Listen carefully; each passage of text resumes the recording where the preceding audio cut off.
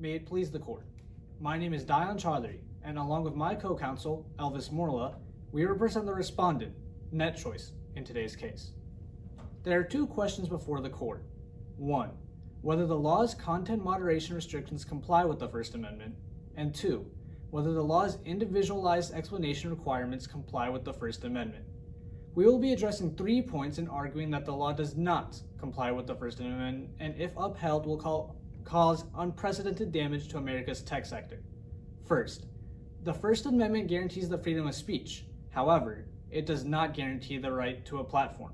Second, social media companies are not common carriers. And third, if the law is upheld, it will cause substantial damage to every social media platform. Beginning with our first point, the First Amendment guarantees the freedom of speech. However, it does not guarantee the right to a platform. Businesses have the right to regulate speech on their property. This includes social media platforms that can establish their content moderation policies. The court in Lloyd Court v. Tanner held that private property owners have the right to regulate speech on their land. The court upheld owners' right to control speech within a mall, highlighting that the mall was not a public forum, but a privately owned space that equating public property with private property meant for public use was, and I quote here, reaching too far. Pruneyard v. Robbins, a similar case where students distributed literature and asked for signatures to a petition, which was against a mall's policies against publicly expressive acts, the court ruled that the students held the right to carry out their activities and set up a test. However, the court set up a test where a state could only force a private platform into hosting other speech if it did not unreasonably intrude on the First Amendment rights of the property owner. The difference between the current case on the docket and Pruneyard lies in the fact that in Pruneyard, the mall owner opposed utilizing the property as a soapbox for any speech, and the problem did not lie with the speech itself, but the fact that it was on their property. Since they were not being forced into platforming in an opinion that they did not agree with, their First Amendment rights were not intruded on. In the current case, on the other hand, the issue lies with the fact that Florida wishes for these platforms to be forced to platform speech that they do not agree with. They do not have a problem with the fact that it is speech, but with the content of the speech.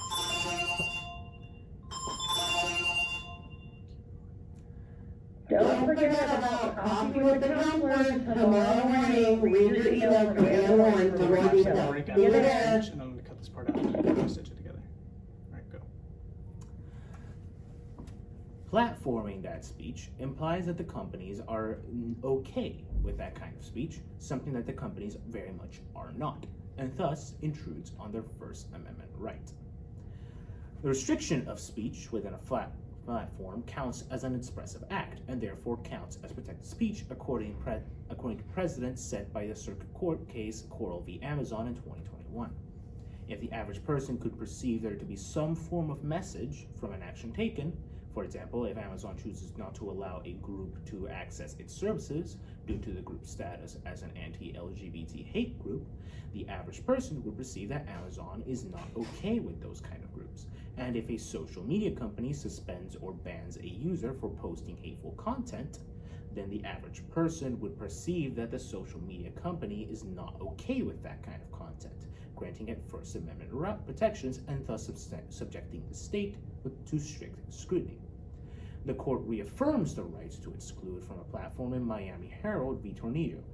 In Miami, Florida law that required all newspapers who publish criticisms of a political candidate to make space within the paper for that candidate to publish a reply was struck down by the court, who ruled that the right to reply statute impeded on freedom of the press and an intrusion into the function of editors.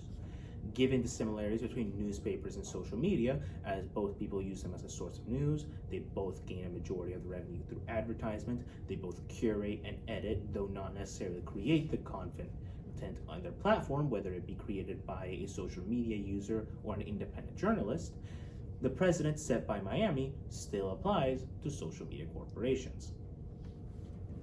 Moving on to our second point. Social media companies are not common carriers. Common carriers are companies that hold themselves as open to customers regardless of circumstance and thus forfeit several of their constitutional protections. we hold that social media companies are not common carriers for the following reasons. A recently decided case, Knight v. Biden, has defined a common carrier as 1. Transport or communications company, 2. That holds substantial market power, and 3. Holds itself open to everyone.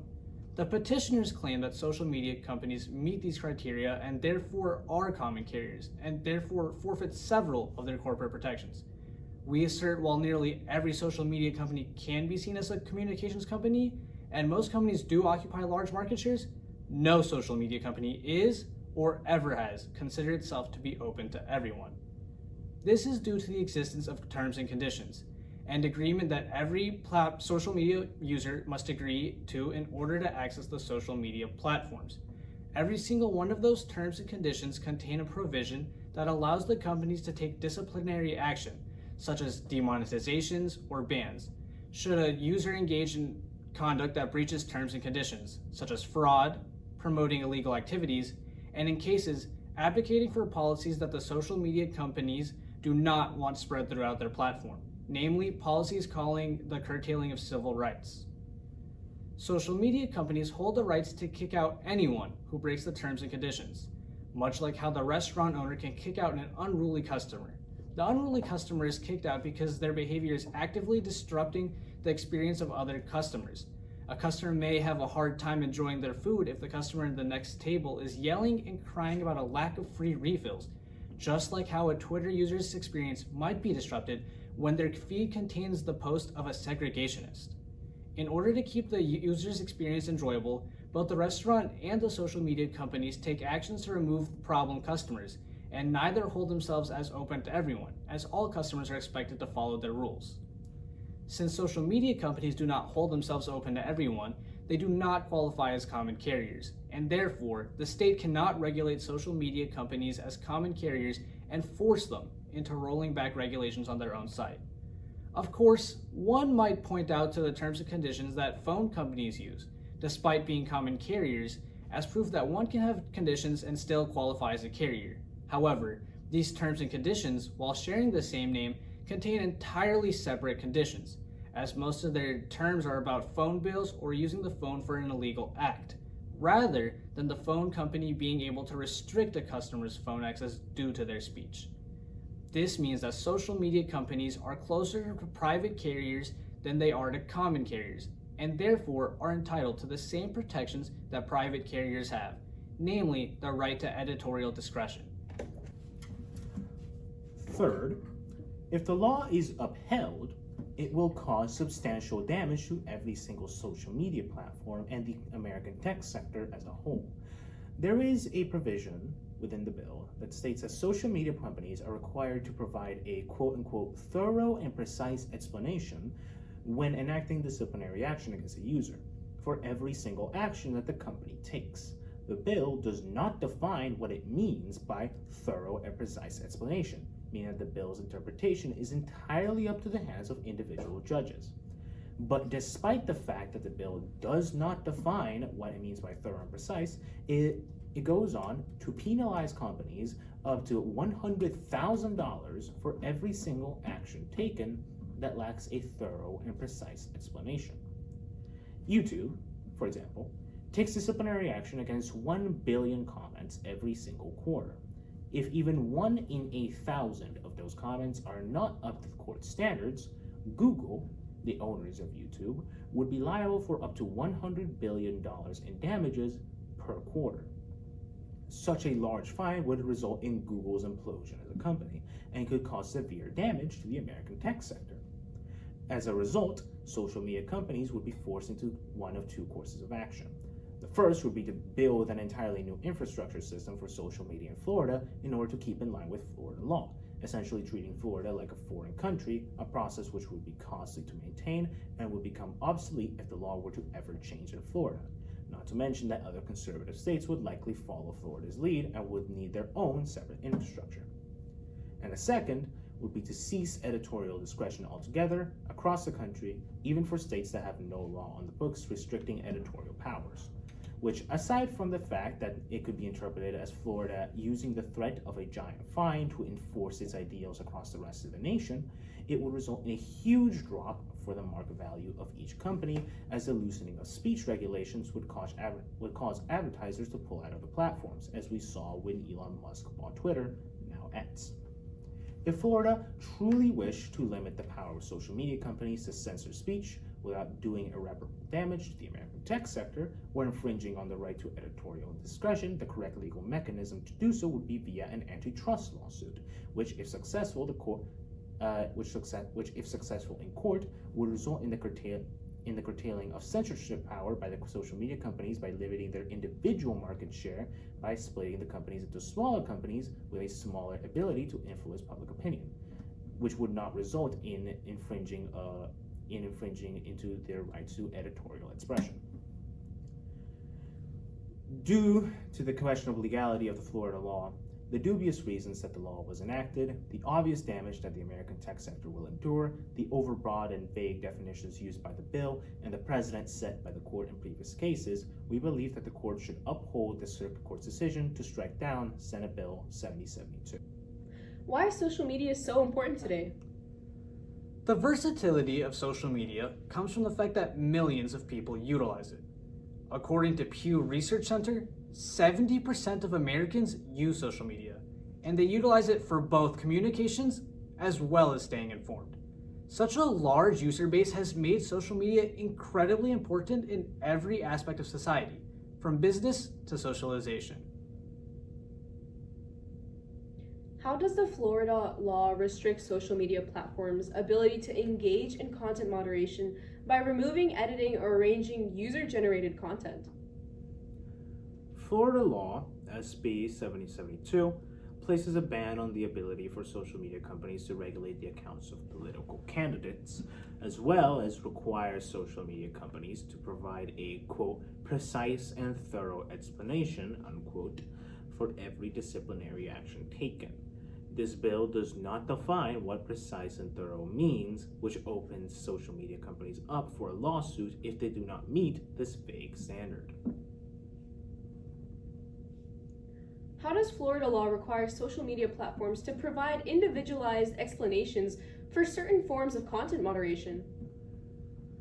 Page 19 of Florida Senate Bill 772 states, quote, "A notification must be in writing, be delivered via electronic mail or direct electronic notification within 7 days of the censoring action.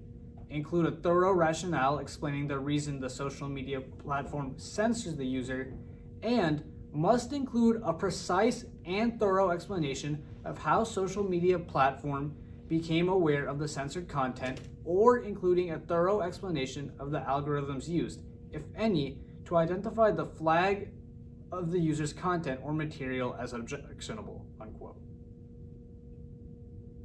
Why did Florida enact its social media law? Conservatives believe that, quote, leftist big tech oligarchs, unquote, are utilizing their editorial powers to censor conservative views. Florida is a state whose legislature and governorship are both controlled by conservatives, who hold a direct interest in promoting conservative views with as little restrictions as possible, as furthering conservative views increases their popularity. What tier of scrutiny should the court review Florida's law with? It generally depends on which section of the law is being reviewed, but by and large, most of the law falls under strict scrutiny, as the state is hamstring social media companies' First Amendment right to freedom of speech by limiting their ability to state what is and is not okay in their platforms. Do social media platforms resemble newspapers which can control their editorial content? Yes. While the social media companies do not usually create speech themselves, they do curate, sort, and edit content, much like how a newspaper might have independent writers and journalists, but they still need editorial approval. Newspapers and social media companies also both follow the same business model, where they sell an advertisement space to other companies who can pull out of the newspaper or platform if said newspaper or platform contains messages that they do not wish to be associated with. Does the compelled speech doctrine protect the rights of social media companies? The compelled speech doctrine, which bars the government from making an individual or an entity express things that they do not agree with, does protect social media companies. When a social media company takes disciplinary action, that action counts as speech, as it is sending the message that the company does not want that kind of content spread on their platform. The court in Miami Herald v. Torino held that a Florida law that forced newspapers to platform a reply by a candidate to any criticism that the paper has against them was deemed unconstitutional, as it forced the newspaper to spread a viewpoint that it did not agree with. Given the similarities between the newspapers and social media, we believe that social media companies are entitled to the same rights. Do social media platforms engage in commercial speech? No. Social media platforms, when it comes to business, act as a billboard for other companies to utilize their own commercial speech. However, the social media company is not the one creating the commercial speech itself. It is merely regulating the platform that the speech is being used in, aka a billboard company cleaning their billboard. And even if it was commercial speech, the bill would not pass the Zotterer test. Zotterer v. Ohio set up a test to determine if a government-mandated message in commercial speech is constitutional. The message must be, quote, purely factual and uncontroversial information, and must advance an important government interest. While the reasons for a social media company taking action against a user is usually factual, it is not, and by its very nature cannot, be uncontroversial, due to the fact that most users, rightfully or wrongfully, refuse to believe that they did anything wrong. Will the Florida law increase or decrease free speech on social media? The Florida law will decrease. Social media companies regulate their platforms for a reason, namely, to make people more comfortable with using the site and utilizing their free speech rights. If those regulations are done away with, as we saw when Elon Musk bought Twitter, the result is not a larger diversity in viewpoint. It resulted in an increase in content that most people, including the state of Florida, would consider obscene or hateful, resulting in a mass exodus of people away from using Twitter. Does the Florida law create a slippery slope towards censorship? The Florida law does create a slippery slope towards censorship. If the court rules in favor of Florida, then that sets a precedent for other states to be able to force private entities into platforming messages it does not agree with, creating an inconsistency between the entity's actual views and the views the state is forcing it into spreading. The state's motivations, in this case, are inherently biased, with the purpose of spreading its own views at the expense of the views of social media companies as well as the social media users who do not agree with those views. It is for the foregoing reasons we respectfully request this court uphold the judgment of the lower court.